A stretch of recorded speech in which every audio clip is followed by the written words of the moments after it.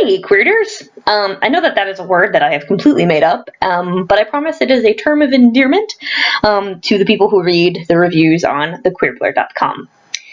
So I'm doing something new this week. By the way, if you don't recognize my voice, this is Brittany. I am currently the only content creator for thequeerblr.com. Eventually I'll hopefully have other writers, but right now it's just little old me.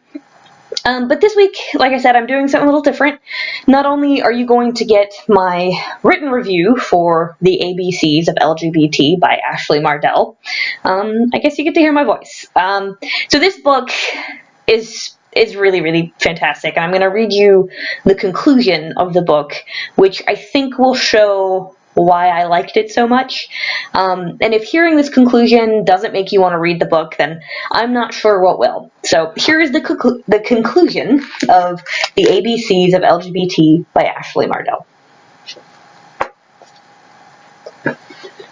Truth be told, I am afraid to write this conclusion.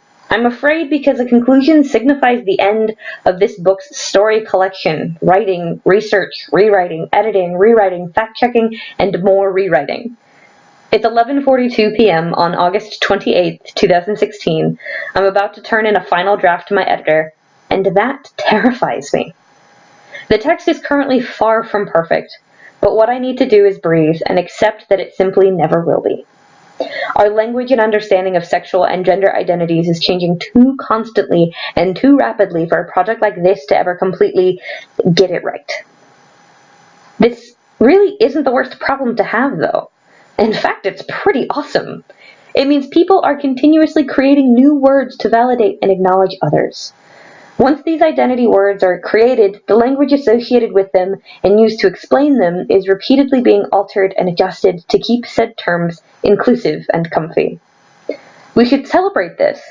While learning about gender and sexual diversity may be a never-ending adventure, we are making progress, and that is exciting.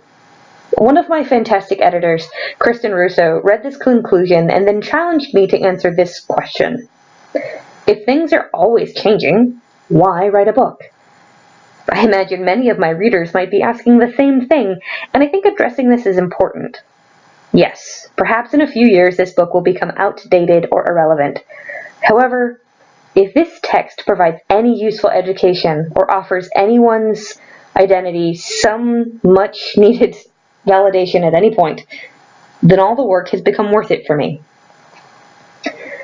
It's also my hope that this book inspires discussion.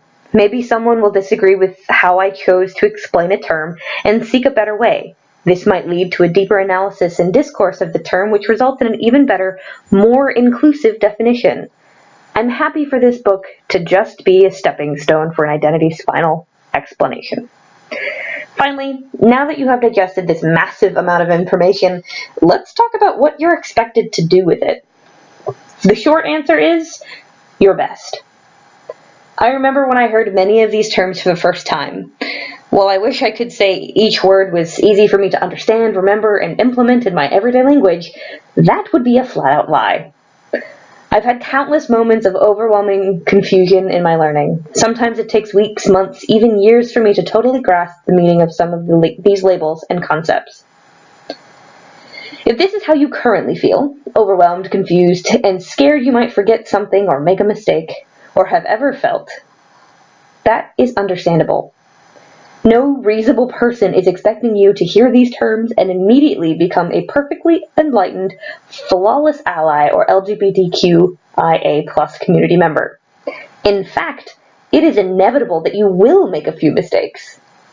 What is important, though, is that you learn from your slip-ups, apologize when they happen, and continue to actively work on listening and educating yourself. That is all anyone can fairly ask of you. With that, I'd like to say thank you so much for taking the time to read this book and expand your perspective. I'm finding it difficult figuring out how to end this, so to bid you all farewell, I suppose I'll just do what I usually do at the end of my YouTube videos. Okay, bye!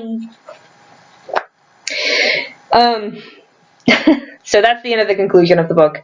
And I wanted to read it to you because for me, it was a really, really cool way to finish a book. Not only is there that call to action at the end of, what do I do with this information?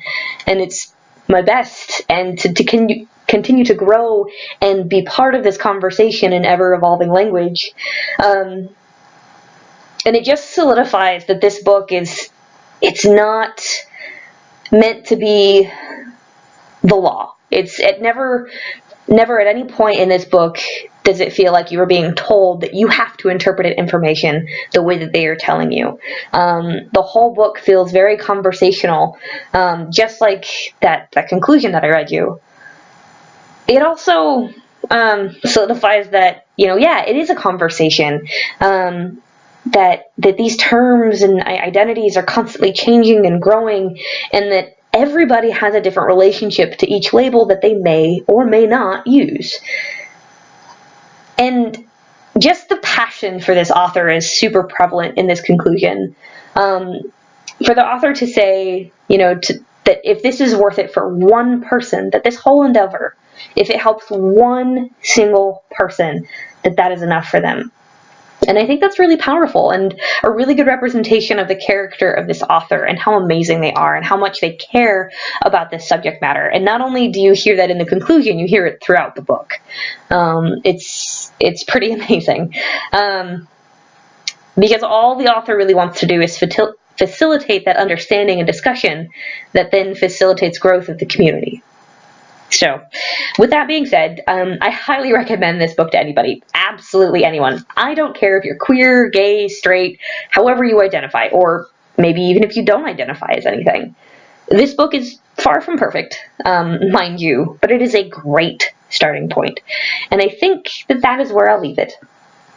So don't forget to read the actual review on thequeerblr.com, which is, if you don't know the URL, it is TheQueerblr.com.